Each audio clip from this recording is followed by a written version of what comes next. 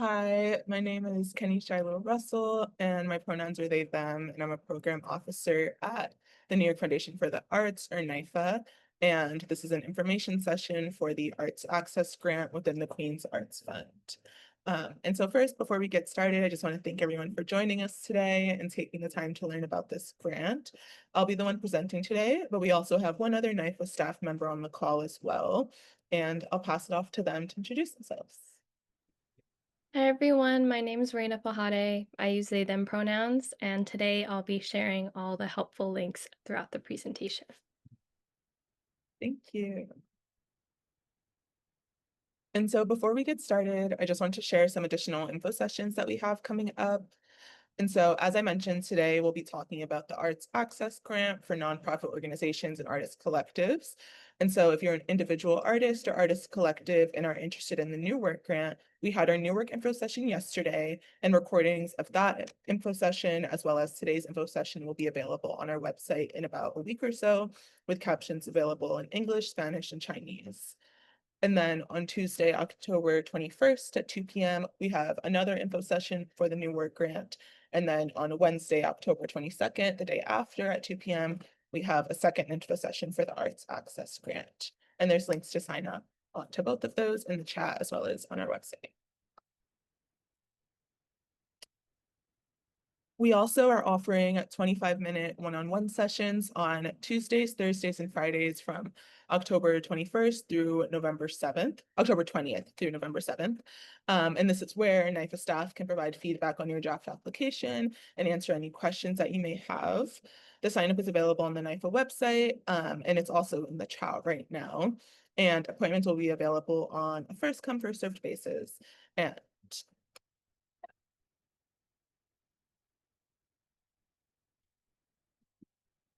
And here we have our agenda for the next hour. So first, we're going to go into a grant overview, and then we'll move into guidelines and eligibility. Then we'll talk about how to apply, and we'll go through some application questions as well as some tips. And then we'll talk about the evaluation and selection process. And then lastly, we'll go into a Q&A. And so for the Q&A, even though we'll wait until the end to answer questions that come in, please feel free to use the Q&A function below to submit your questions as they come up. There should be a little button at the bottom of your Zoom screen. And we just ask that you wait until we finish the section that you'd like to ask about before you send the questions through, just to make sure they're not already covered in the section.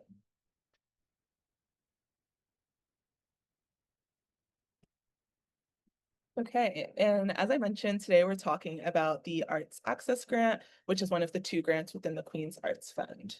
And so the Arts Access Grant supports community-based organizations and collectives in their effort to produce public arts and cultural programs in all artistic disciplines that bolster the cultural vibrancy of the Queen's communities and neighborhoods where they're located and where they operate. And so applicants may submit grant requests from $2,500 to $5,000. And the Queen's Arts Fund is supported in part by public funds from the New York City Department of Cultural Affairs, Greater New York Arts Development Fund, and in partnership with the City Council. The New Work Grant, the second grant within the Queen's Arts Fund, grants the same amount, so $2,500 to $5,000 to individual artists and artist collectives.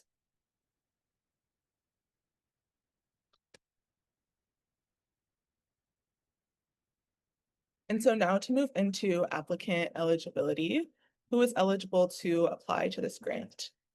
So organizations that apply must be a 501c3 nonprofit organization and must provide proof of nonprofit status with a 501c3 determination letter from the Internal Revenue Service.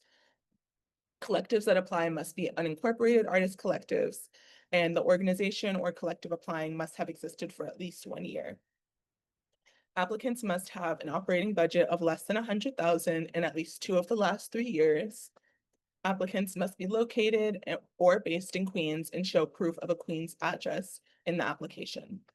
Applicants may only make one project request per year that does not exceed $5,000. And applicants must designate a lead applicant to complete the arts access application and act as the point person throughout the selection process. And the lead applicant must be at least 18 years of age by December 31st, 2025. And so the purpose of the Arts Access Grant is to support small nonprofits and collectives in the work that they've been doing already in their communities. If you're applying as a collective, you'll have to select one lead applicant who will be the main contact for this application selection process. And this person will have to meet all of the eligibility requirements. It's okay if someone else in your group is not based in Queens, but the lead applicant needs to be based in Queens.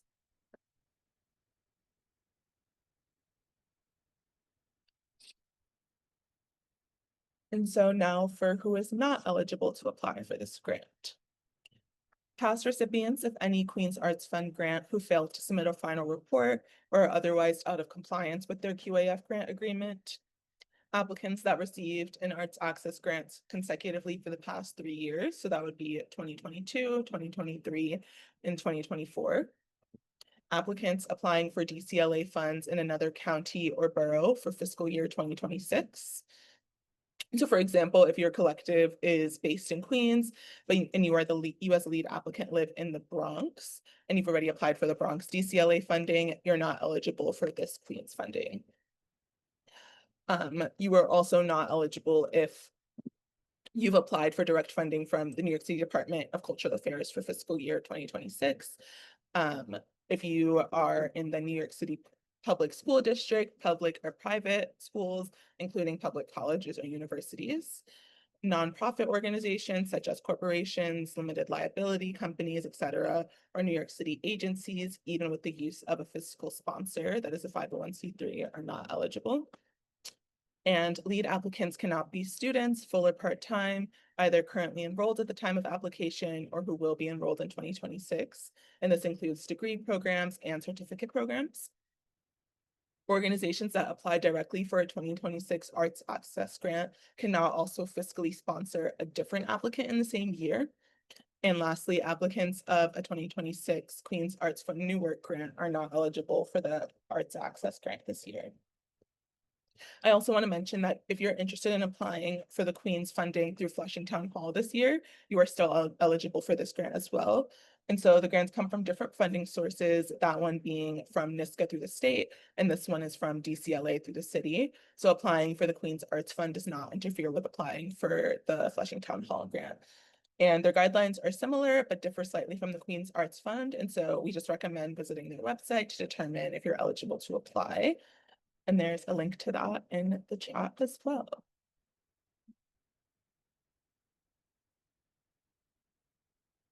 So next, if you determine that you're eligible as an applicant, then you need to determine if the project you're applying with is eligible. Proposed projects must include a public component that takes place in Queens within the 2026 calendar year, so January 1st through December 31st, and provides Queens and community members with the opportunity to experience dynamic, easily accessible arts and cultural events. And so public components can include, but are not limited to, exhibitions, performances, festivals, screenings, readings, and workshops. And these events can be held either in person, virtually, or a combination of both.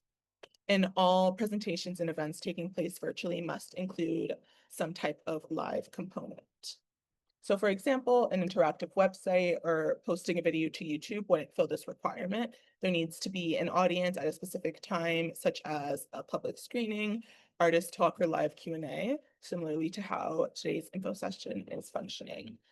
And your event must be open to the general public, and preference given to public programs that are free or having sliding scale to participate and are ADA accessible when possible.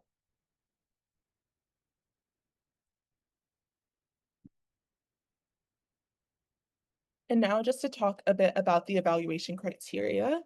So eligible applications are scored by peer-reviewed panels based on the following 4 main points, and we'll go through each of them. The first one being creativity and artistic merit.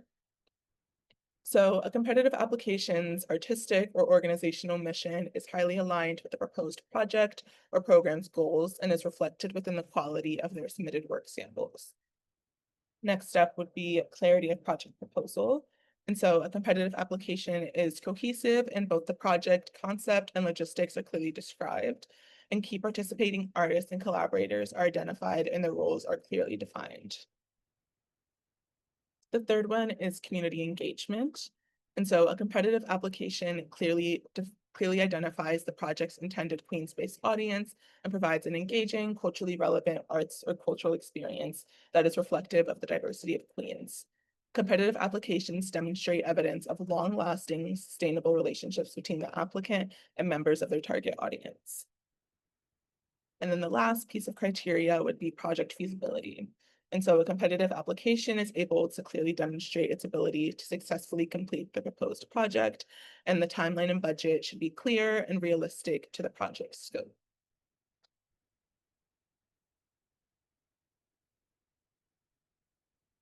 And now to move into funding priority.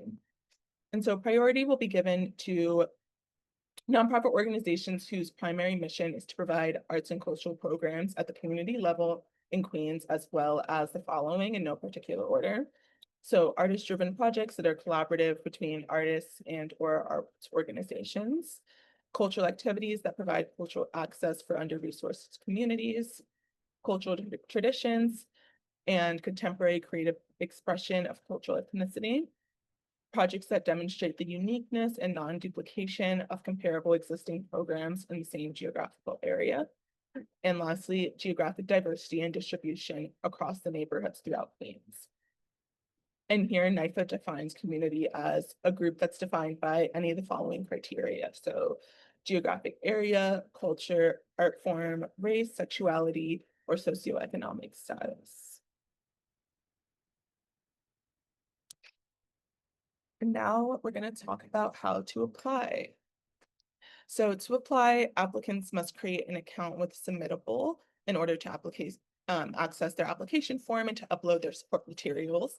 Submittable is a free platform. It's free to create an account. And if you already have an existing account, you can use that as well. And applications need to be submitted online. If for any reason you need any sort of accommodation, we'll talk about that later on in the presentation, but you can reach out to us and we can help you with that. And I also just want to mention that there are no extensions. And so once you submit your application, you'll no longer be able to make changes to your application. And also want to note that the application form will automatically close at the deadline. So on Tuesday, November 18th at 5 p.m., it'll automatically stop accepting applications at that time. And there's a link to the application in the chat.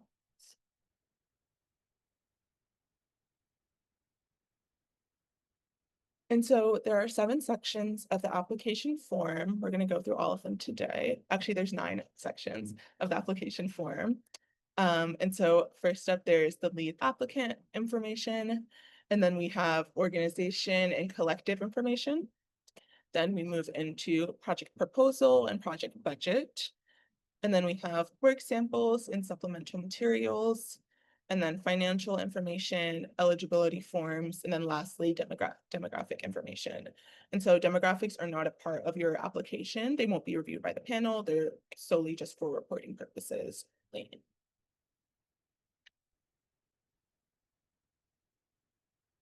Okay, so the first step is the organization and collective information. And so first you'll have to answer a few questions about your organization or collective, including your name and address. The address should be the organization's Queens address. So addresses outside of Queens will be deemed ineligible. And later on in your application, we'll also be asking for a proof of address if you are selected as a recipient. And then you'll be asked to provide the year that your nonprofit or collective was founded. Your organization or collective must have been active for at least 1 year prior to applying. Websites and social media are not required, but they're recommended if applicable. And then if it's applicable, you'll also include your Queens Arts Fund funding history.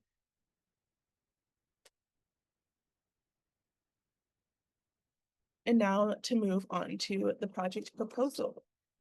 And so a successful application proposal provides a cohesive idea of what your proposed project will look like once completed and how you'll present your completed project to the public. Your answers should demonstrate an understanding of the exact steps necessary to create your project and share it publicly. Your responses should relate to your artistic statement and should explain why you specifically have the skills, background, and personal motivation or connection to produce your proposed project. And so in this section, there'll be 3 questions. First, you'll list the project title. and then your project description. And so this is just going to be an overview of your overall Arts Access project, and you'll have a maximum of 250 words to do so. And then lastly, you'll select the artistic discipline that best reflects your project proposal. We understand that proposals may include different disciplines or multiple disciplines, but we just ask that you select the one that best captures your proposal. And then next up, you'll be asked to provide information on whether or not the public program will take place in person, virtually, or both. If it's in person, then you can then let us know the public program neighborhood.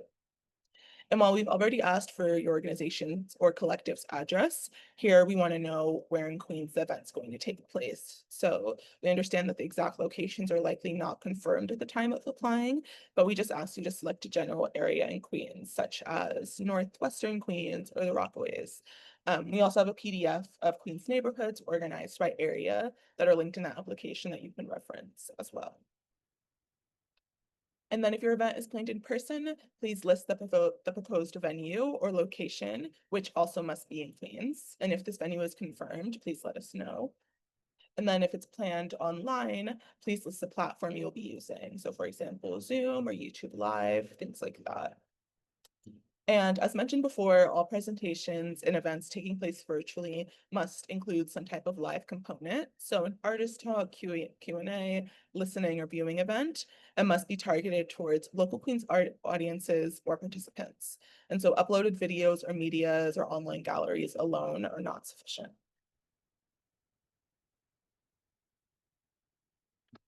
And then the last section in the project proposal, we have these 3 long-form questions. And so the first one is target audience and community impact. And so some questions here to think about are just, who is this project's target audience and what is the community impact of this project within Queens specifically? And then some additional questions to think about are why you would like this project to reach the specific target audience, what's your connection to the specific community, and also how will this project strengthen the community bonds within the community that you plan to engage. The next 2 questions are promotion and are marketing and outreach strategy. And so here you'll describe your plans for promotion and marketing, and you'll just think about how you'll spread the word about your project and how you plan to reach the target audience that you talked about in the question prior. And then lastly, you'll just talk about the project timeline. And so you'll just tell us what the project's production and presentation timeline is for the course of the grant cycle, so January 1st through December 31st, 2026. And in this section here, you'll describe the steps necessary to complete your project and hold your public presentation or event, and list the anticipated dates of each step. And so it doesn't have to be down to the day. It can just be a monthly timeline, for example. We want to clarify how you'll make your project and when you'll be able to do so. And so next we'll move on to the budget section of the application. So applicants are required to submit a detailed project budget using the provided template, which we'll go through. And before filling out this section, we just want to make sure that you read the Arts Access Guidelines just to see what expenses can and cannot be covered by the Queens Arts Fund. And if ineligible expenses are included in the list of the individual budget items that you plan to use for the Queens Arts Fund, your application will be deemed ineligible and will not move forward to the panel review process. So there's a link to our guidelines in the chat, and then it's also available on our website for you to view. Okay, so the first part in the budget are project expenses. And so project expenses are funds that are needed to make your project happen, such as payments to artists, employees, production materials, space rentals, promotion and marketing, transportation permits, etc., things like that. And in this section, you don't need to fill out each row, only fill out the relevant expenses for your project. And the totals will automatically populate at the bottom, and we'll get into that in the next slide. And I also want to mention here that the Queens Arts Fund encourages all of its applicants to include artist fees for themselves and their collaborators within their submitted project budget. And so we think every artist should be paid for their work on a project, no matter how big or small the contribution. And there's no limit to how much of the QAF project budget can be allocated to artist fees. And here, contingency costs should be estimated and included in your expense budget, which can cover unexpected costs or repairs. And then the next sections in the budget are project income, in-kind contributions, and then totals. And so for project income, these are the funds that you have received or plan to receive for your project. And so this can include earned income such as sales of work, tickets, recordings, or other goods or services related to your project, or contributed income such as donations, grants, or other fundraising sources. And in this section, please include income that is already confirmed, as well as income that is pending. So for example, if you've applied for another grant, but you don't know the results yet, you can include that as pending on your budget. And then in this section, you can also include your Queen's Arts Fund grant request as a pending income source. And then next we have in-kind contributions. And so in-kind contributions are the value of donated goods or services as opposed to cash. And so in this section, you can describe the donated goods or services and then estimate the dollar value for these goods or services in the amount column. And so the total in-kind value will increase your total budget, but it will also increase your income. So adding these things won't create an imbalance within your budget.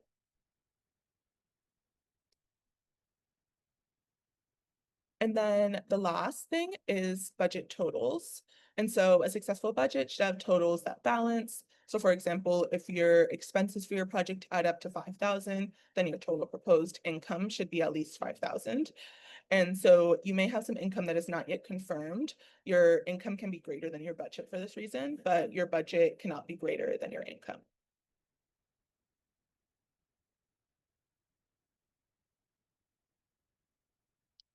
And that is it for the budget section. Now we're going to talk about work samples. So for the work samples, the formats that are accepted are images, manuscripts, audio files, and short video clips. And so the work samples that you submit must be representative of your proposed grant project. And so some examples of this can include works in progress, preliminary sketches and project plans, documentation of events, or past completed works. Metadata will appear after your upload. And so here you'll include dates and timestamps. If you are submitting time-based media and your time-based media is over 5 minutes, then you should include timestamps. If it's under 5 minutes, then there is a need to do so.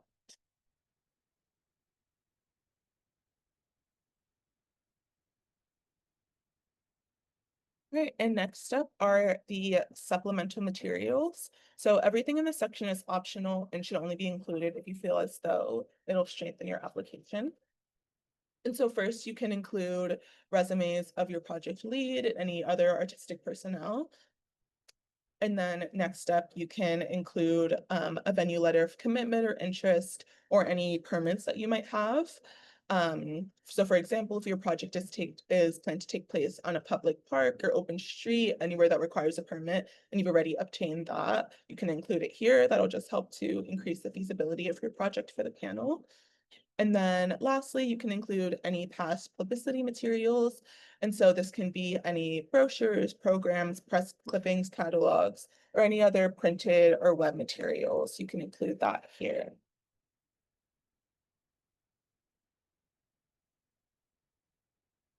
And then next up, we have the financial information. And so in order to be eligible for the Queen's Arts Fund, applicants must have an operating budget of less than 100,000 in at least 2 of the last 3 years. And so you'll have to upload the past 3 fiscal years operating budgets, so FY 26, 25, and 24. And then for organizations only, you'll have to submit a financial statement. And then for unincorporated artist collectives who don't have an operating budget, you can answer 0 for all of these questions. And so you'll just put in 0 for each of these.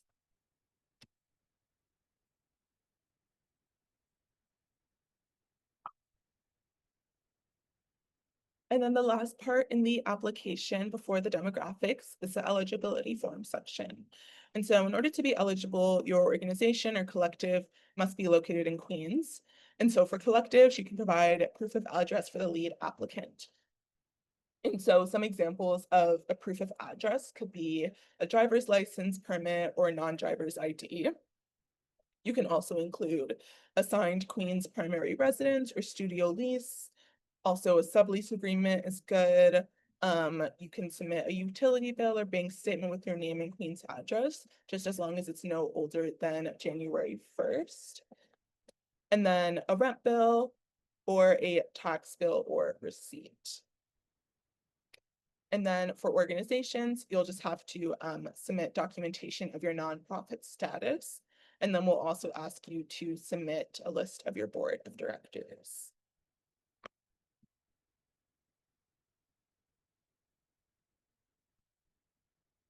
Okay, and that is the application. And now just to talk a little bit about the evaluation and selection process. And so, as mentioned earlier, applications are scored by peer-reviewed panels. And so 3 to 5 panelists will meet to discuss a group of applications, and they'll be organized out by artistic discipline, and then we'll select the recipients. And so just to go through the timeline here. So as I mentioned earlier, the deadline is November 18th, 2025. And then from November to December, NYFA staff will review all applications for eligibility and completeness following the deadline. And ineligible or incomplete applications will be eliminated from consideration and will not be reviewed by panelists. And then between December and February, panelists will review and pre-score signed applications organized by your artistic discipline. And then panelists will then participate in a virtual panel session to discuss each application they have reviewed as a group, assembled by artistic discipline. And then this peer review process is what determines the distribution of grant funds to all QAF recipients. And then in March, all applicants will receive a notification regardless of the outcome. And then from April to May, recipient contracting, payments, and the public announcement will happen. And an exact payment and announcement timeline will be provided after the recipient notification. And then from January 1st to December 31st in 2026, recipient projects can take place at any point within the calendar year. And I also just want to mention here as well, too, that we are accepting panelist nominations. And so if you would like to nominate yourself or anyone else who has a strong connection to the Queens and arts community, you can submit as many nominations as you would like. Even if you're applying, you can still nominate yourself to be a panelist. You'll just be placed in a different panel than the one that your application is in. And there's a link to that in the chat as well as on our website. And then I mentioned this earlier, but if for any reason you need any accommodations or assistance in applying, please email us at apply@nyfa.org. We just ask that any requests for accommodations be made as soon as possible, but no later than November 11th, just to allow for adequate time for us to support you before the deadline. And that is our presentation. Thank y'all so much for listening. We're gonna move into the Q&A portion now. And if for any reason we're not able to get to your question, or if you just need more clarification on anything, please email us at apply@nyfa. But yes, let's see what questions we have.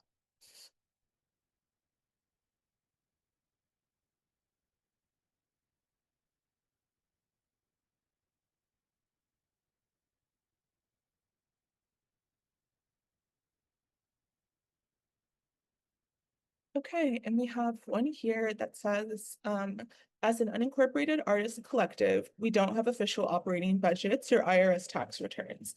Will we simply list our expenses in the financial information section?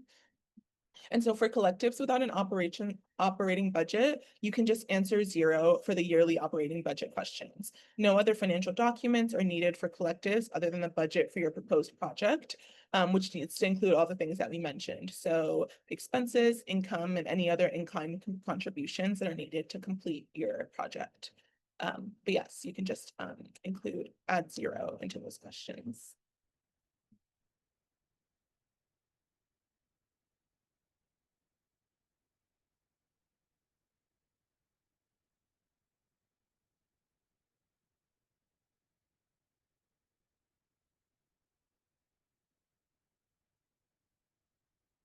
Can you apply to both Arts Access and the New Work Grant?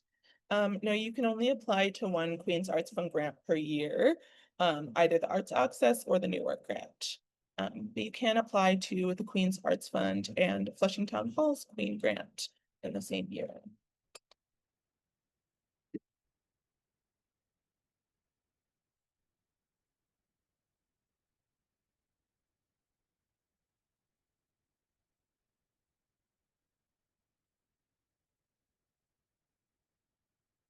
And we have another one here. I see as an ineligible expense is catering, so food and drink. And what if part of the art event or experience is food, where one of the collaborators is a chef working with two visual artists to do a dinner art experience? And so unfortunately, any entertainment costs, including openings, receptions, and catering, so food and drink, and fundraising aren't eligible expenses for the Queen's Arts Fund.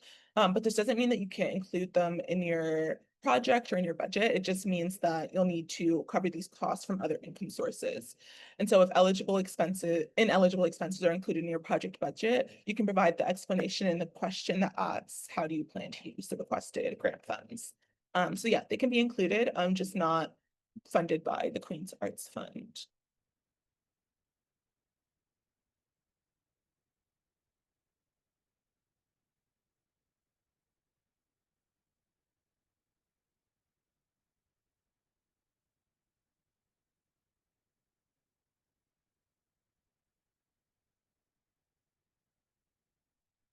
Just seeing a few more come in. For images, are composite images allowed? So like two images in one image. For example, an image of an artwork with a detail image. And so if both images represent one work sample, then composite images are acceptable. However, adding composite images to try to include more work samples than the allowed amount is not allowed.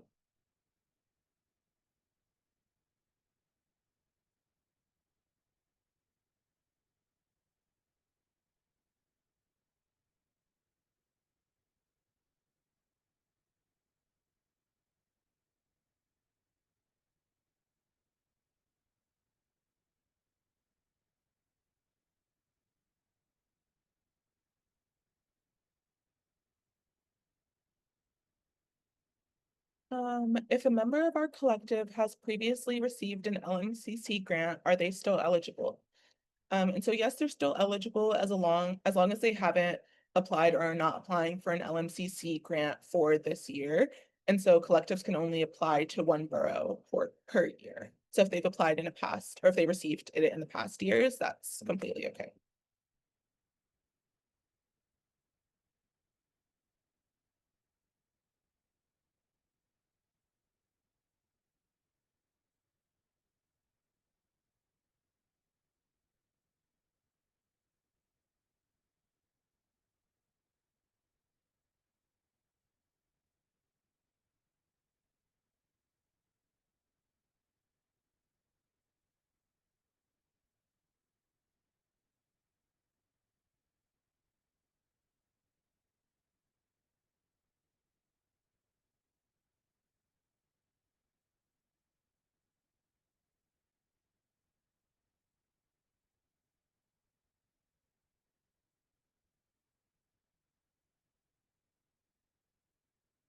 We're just seeing a few more come in. We're seeing them slow down just a little bit. And again, if we don't get to your question today, or if you think of something after we end our info session today, you can email us at apply@nifed.org.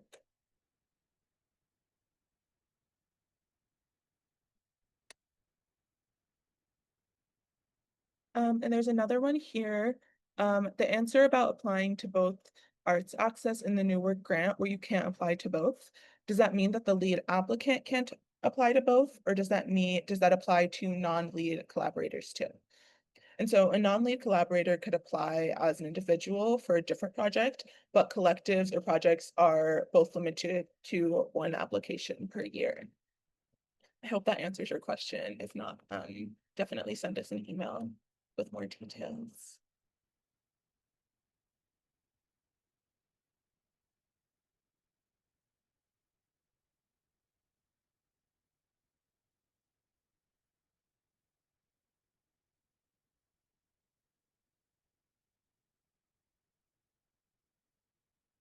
Yeah, I'm just seeing a few more that are just a bit more specific that just might be better suited to be answered over email.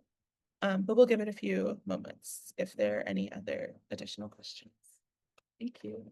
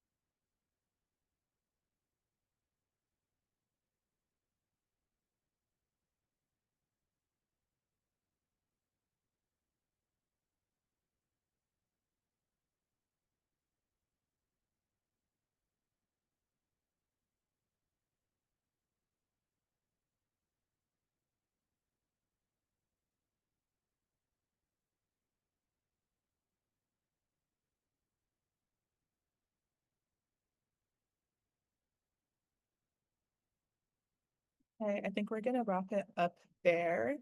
Again, thank you all so much for coming and listening today. I hope this was helpful to you all. And again, if you have any other additional questions, please reach out to us via email at apply@nifa.org. Thank you. Have a good one.